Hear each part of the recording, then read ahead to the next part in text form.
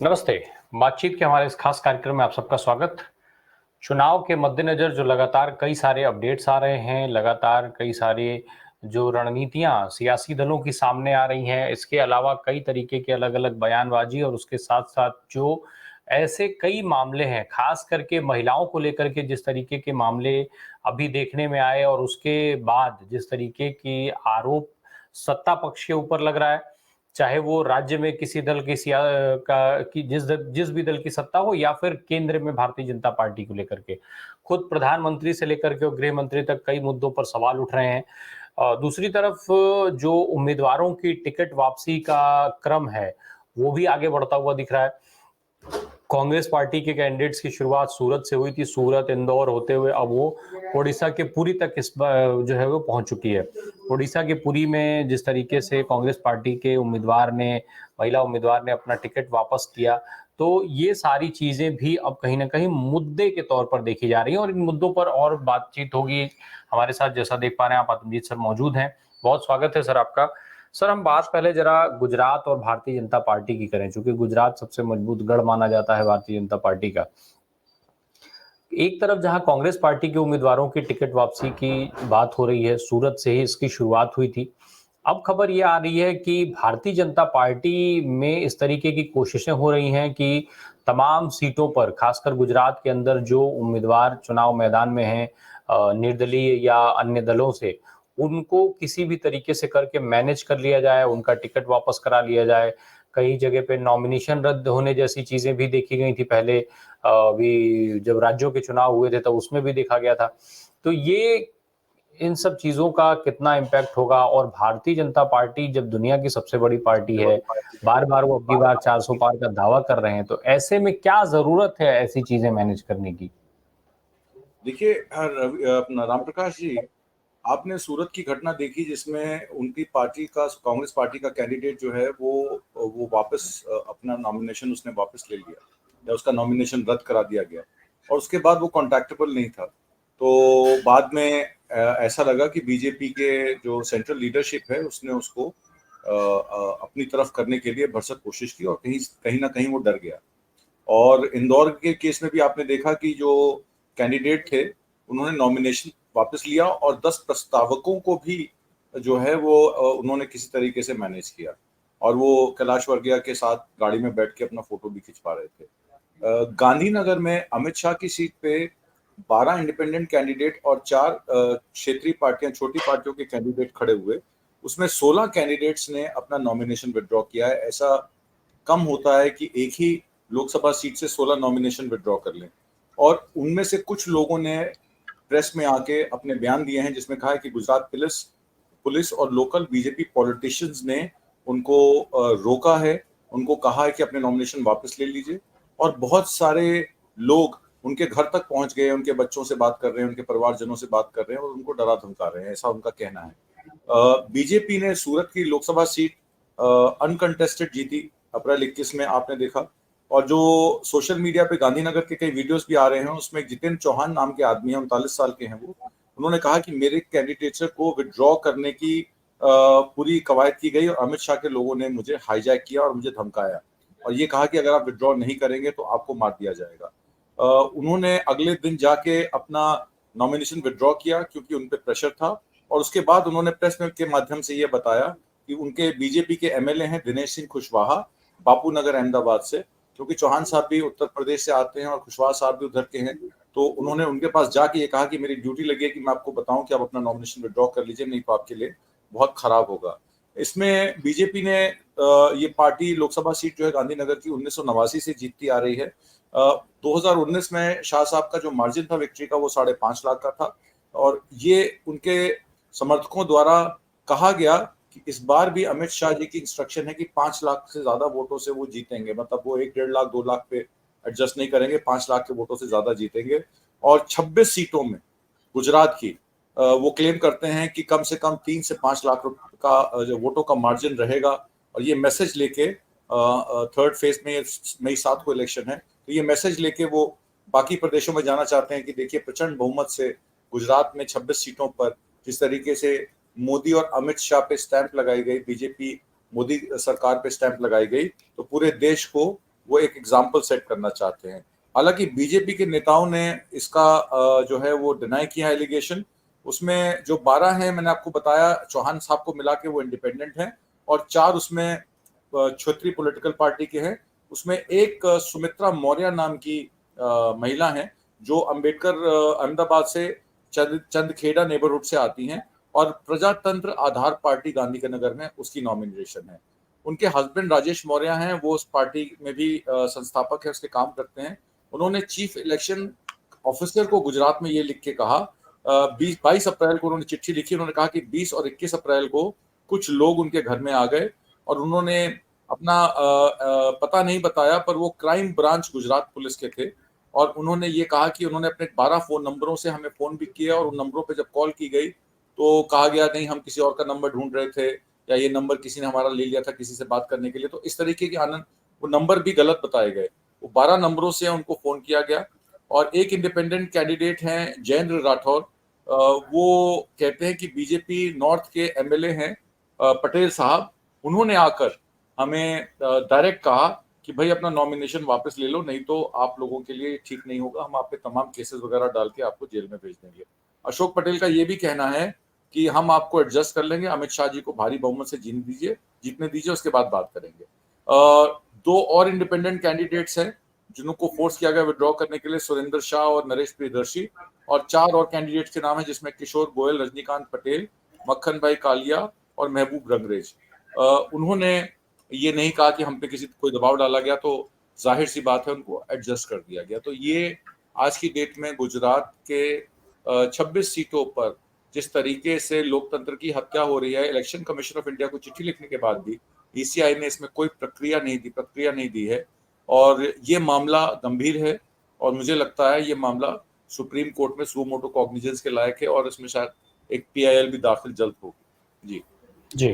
और जिन राज्यों में भारतीय जनता पार्टी की सरकार नहीं है, वहां पर भी काफी सारी अटैकिंग चीजें देखी जा रही हैं। लगातार जिस तरीके के मुद्दे उठाए जा रहे हैं, महिलाओं की बात चूंकि हमने शुरू में किया था कि महिलाओं को लेकर के, महिलाओं की स्थिति जिस तरीके से है आज, एक तो भारतीय जनता पार्टी जब महिला आरक्षण की बात कर रही थी, बिल लेकर के आई, हालांकि वो लागू करने की हिम्मत नहीं हो पाई या लागू नहीं कर पाए, जो भी चीजें हों, तमाम इस तरीके के आरोप लगे। लेकिन जो टिकटों की संख्या है महिलाओं को लेकर के, वो काफी तस्वीर साफ कर देती है। इसके बाद जिस तरीके की चीजें हैं महिलाओं को लेकर के, आज की तारीख में भाजपा ने सर सबसे बड़ा मुद्दा बनाया हुआ है पश्चिम बंगाल की संदेश खाली के मामले को लेकर के। अब संदेश खाली के मामले में जो खुलासे आ रहे हैं, जिस तरीके से लोग वहां से निकल करके सामने आ रहे हैं और गवर्नर के ऊपर बड़ा सवाल उठ रहा है, तो ये जो पूरा संदेश खाली का मामला है, वो भारतीय जनता पार्टी के हिसाब से, चुनावी हिसाब से अगर हम देखें, तो क्या भाजपा को वहां पर फायदा पहुंचा पाएगा, या फिर ये कहीं भाजपा के लिए ये दांव भी उल्टा पड़ सकता है? देखिए, संदेश खाली के मुद्दे में क्या हुआ था कि उसमें कुछ महिलाओं का आरोप था कि जो वहां के लोकल लेजिस्लेचर हैं, जिन पे सीबीआई की इंक्वायरी चल रही थी, और वहां कुछ लोग अरेस्ट भी करने गए थे उनको, और उसके बाद वहां पर उनको अंदर नहीं जाने दिया, उनकी गाड़ी पे हमला हुआ, उस मामले को लेकर बहुत जद्दोजहद हुई, और वेस्ट बंगाल की गवर्नमेंट ने फिर कहा कि हमारी पुलिस को अगर इन्फॉर्म किया गया होता और डायरेक्टली वो नहीं जाते उनको अरेस्ट करने, तो हम उसमें मदद कर सकते थे। पर अब जो भी मुद्दा रहा, उसमें वो अरेस्ट भी हो गए, उनको अब इन्वेस्टिगेशन के लिए उनको जेल में भी डाल दिया गया। पर उसमें एक मामला ये आया कि कुछ महिलाओं ने अपना बयान दिया कि भाई ये हमारे साथ जो दुर्व्यवहार हो रहा था, ये ही लेजिस्लेचर कर रहे थे, जो आज अरेस्टेड है, जिनके खिलाफ इन्वेस्टिगेशन चल रही है। अभी उसकी चार्जशीट फाइल नहीं हुई है, एफआईआर दर्ज है। तो उसमें एक इंसिडेंट ये आया कि उनके बीजेपी मंडल प्रेसिडेंट हैं गंगाधर, उन्होंने कहा कि बीजेपी लीडर शुभेंदु अधिकारी, जो कि टीएमसी के ही टर्नकोट हैं, और उनकी टीम ने उन औरतों को संदेश खाली में ब्रेन वॉश करके फेक रेप कंप्लेंट्स डलवाई।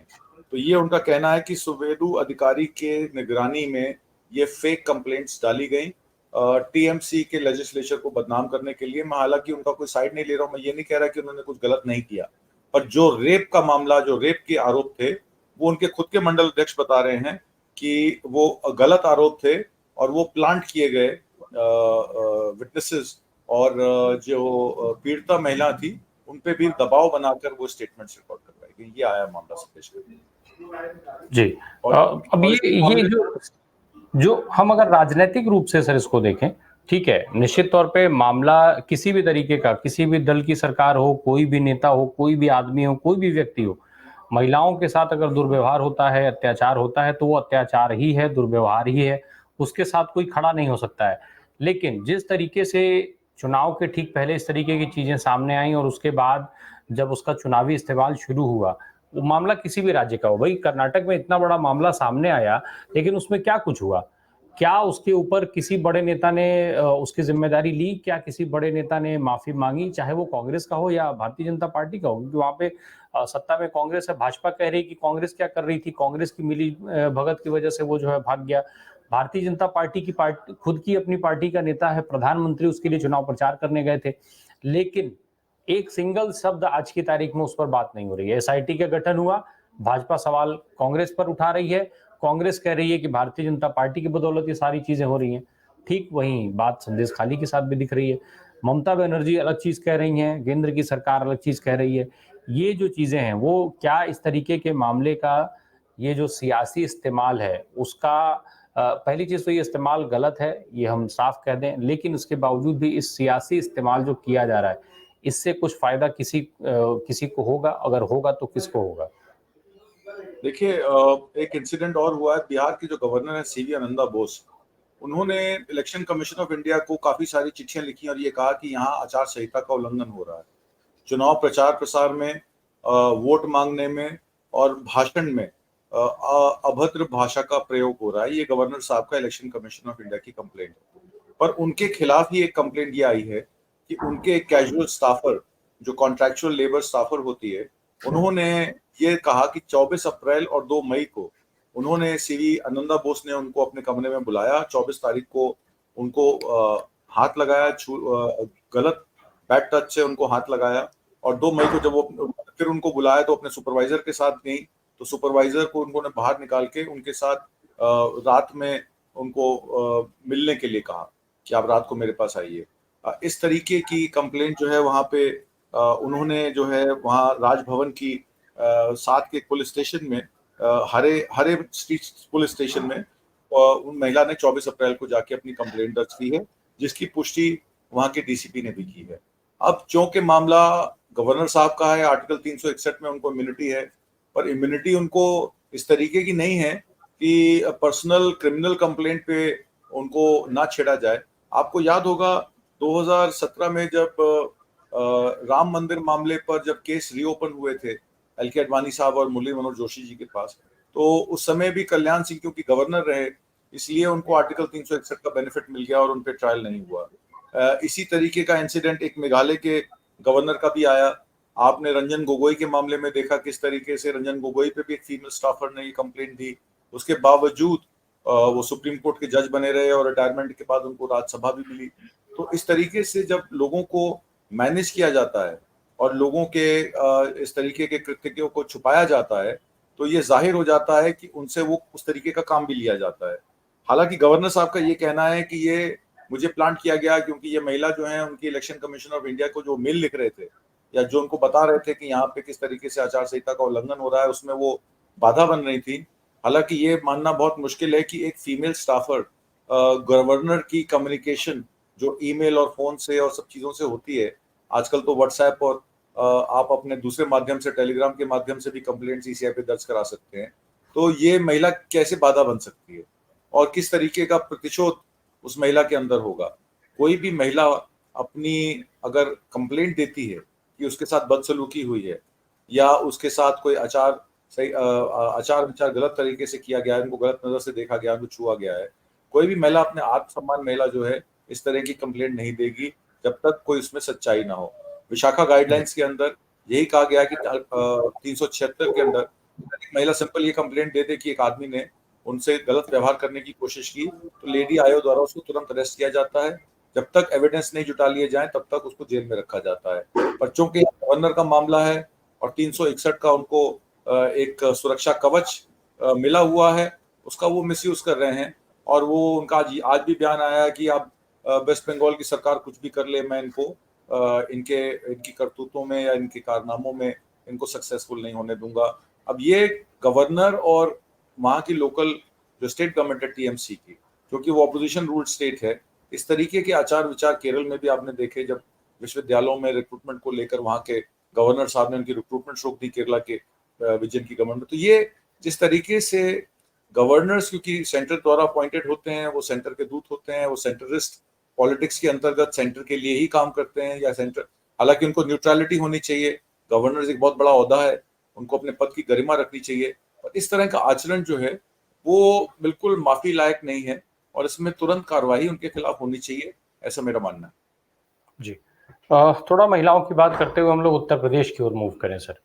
प्रियंका गांधी को लेकर के लगातार ये चर्चा चल रही थी कि वो अमेठी या रायबरेली कहीं से चुनाव लड़ सकती हैं। अब जब वो चुनाव नहीं लड़ रही हैं तो उनको लेकर के तमाम तरीके की बातचीत हो रही है। बीते दिनों जिस तरीके का आरोप लगा था और फिर प्रियंका गांधी ने जो बात कही राजीव गांधी की शहादत को लेकर के, और किस तरीके से उन्होंने भारत की जनता से सवाल पूछा था, एक तरीके से वो बड़ा सवाल था, अहम सवाल था, जब उन्होंने ये मुद्दा उठाया कि मैंने अपने पिता को भेजा था और उनकी सुरक्षा की जिम्मेदारी आप सबकी थी, मैंने पूरा भेजा था पिता को, लेकिन जब मुझे मिले तो वो टुकड़ों में समेटे गए थे।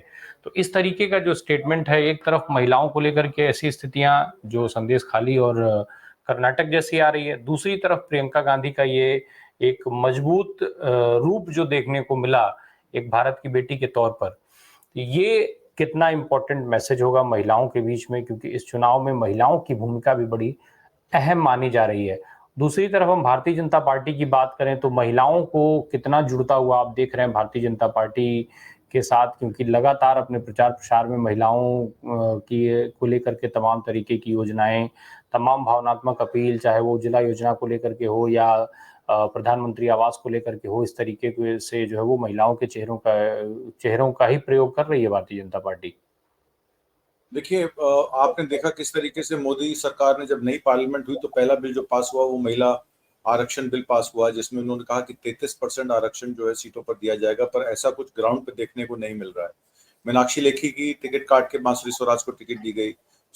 आपने देखा स्मृति ईरानी का आचरण पार्लियामेंट में, राहुल गांधी पर उन्होंने डायरेक्ट अटैक करके ये कहा कि उन्होंने मेरे को इस तरीके से फ्लाइंग किस दी, जबकि ऐसा कुछ नहीं था, वो अपने लोगों से बात कर रहे थे। तो इस तरीके का निर्मला सीतारमण जी को, फाइनेंस मिनिस्टर को आपने देखा, जब उनसे पूछा जाता है कि इतना इन्फ्लेशन क्यों है, प्याज के दाम जो है वो इतने क्यों बढ़ रहे थे, कहते उनका कहना था कि मैं प्याज ही नहीं खाती तो मुझे क्या पता प्याज के दाम क्या चल रहे हैं। तो जिन महिलाओं को इन्होंने आगे भी किया है, उन महिलाओं का जो कंडक्ट है, उनका तरीका जो पब्लिक को एड्रेस करने का है, वो बहुत ही नागवार है। और अमेठी में आपने देख लिया स्मृति ईरानी ने क्या काम किया। एक फार्म हाउस बनाने के अलावा उन्होंने, वहाँ के स्थानीय लोग खुद ही कहते हैं कि हमारे लिए कुछ नहीं किया, और वो तो आती हैं, कब जाती हैं हमें पता भी नहीं लगता है। दूसरी बात, आपने देखा कुलदीप सेंगर से लेकर हाथरस की दलित बेटी जिसको रात को 2:30 बजे जला दिया गया, और उसके बाद बनारस में आपने देखा, बनारस क्योंकि कार्य क्षेत्र वाराणसी जो है वो कॉन्स्टिट्यूएंसी मोदी जी की आती है, उसमें विश्वविद्यालय की 4 लड़कियों को किस तरीके से गन पॉइंट पे उनके साथ अभद्र व्यवहार किया गया। यही कथुआ में आपने देखा किस तरीके से 9 साल की एक नाबालिग लड़की के साथ उनके वहाँ के पुजारी ने उनके साथ रेप किया, और उसके बाद उनको किसी तरीके से छुड़वा लिया गया। आपने देखा किस तरीके से बिल्किस बानो के रेपिस्ट जब छोड़े गए, उनको रिमिशन मिली तो उनके हार पहनाए गए, और इन्हीं के मंत्रियों द्वारा, और उसको भी सुप्रीम कोर्ट ने आड़े हाथों लिया कि रिमिशन जो है गलत है, गुजरात स्टेट का कोई अधिकार क्षेत्र नहीं बनता। ये मुंबई में, महाराष्ट्र में केस चला, और महाराष्ट्र में जब उसकी वो हो गई तो गुजरात गवर्नमेंट को रिमिशन देने का कोई अधिकार ही नहीं है। तो इस तरीके की जब बातें होती हैं तो ये लगता है कि ये रेपिस्ट को बचा रहे हैं।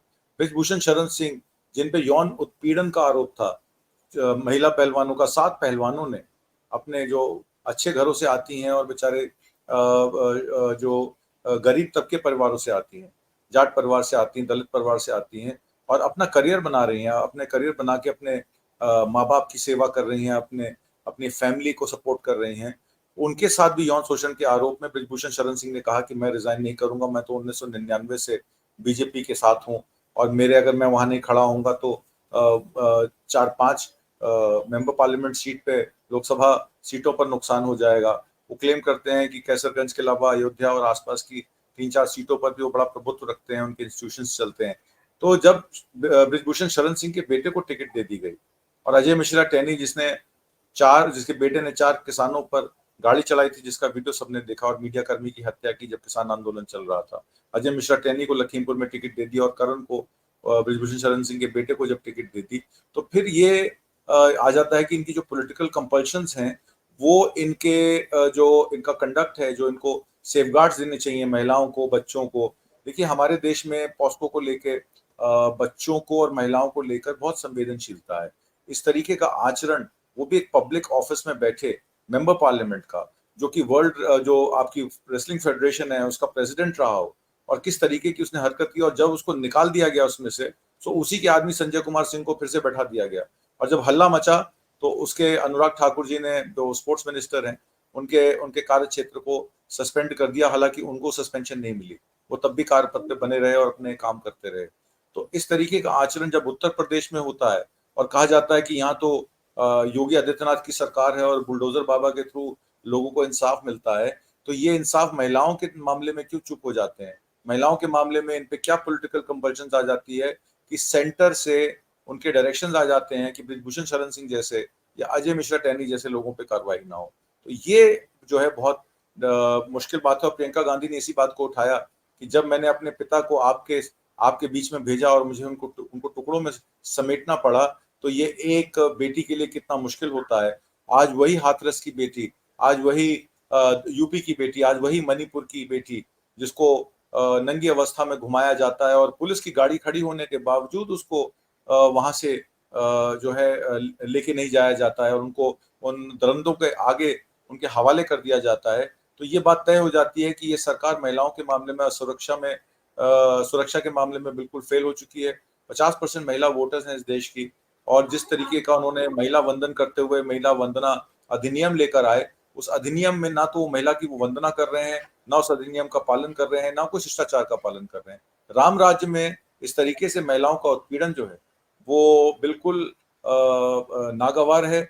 और इसी वजह से मुझे लगता है कि अर्बन वोटर भी जो है, आपने देखा जितनी भी अर्बन सीट्स हैं, चाहे वो मेरठ की सीट रही हो, चाहे वो बड़े शहरों में वोट गाजियाबाद में रही हो, नोएडा में रही हो, महिलाएं वोट डालने नहीं निकली हैं। इसी वजह से वोट परसेंटेज में कमी आई है, क्योंकि वो मोदी सरकार के आचरण से महिलाओं के प्रति जो उनका व्यवहार है या जो कानूनी व्यवस्था है उसका निम्न स्तर जो है पहुंच गया है। इसीलिए महिलाएं जो है वोट नहीं कर रही हैं, और वोट परसेंटेज में कमी होने का ये भी एक प्रमुख कारण है। जी, जी, जी। निश्चित तौर पे महिलाओं को लेकर के जो अत्याचार हैं, वो मुद्दे होने चाहिए, उन पर बात होनी चाहिए, उस पर उनका समाधान निकलना चाहिए। क्योंकि इस देश में जो जो स्थिति नारी की रही है और जो स्थान उसको दिया जाता है, वो अपने आप में बहुत अहम है। बहरहाल बहुत-बहुत धन्यवाद अतंजीत सर इन महत्वपूर्ण जानकारियों के लिए। Thank you so much.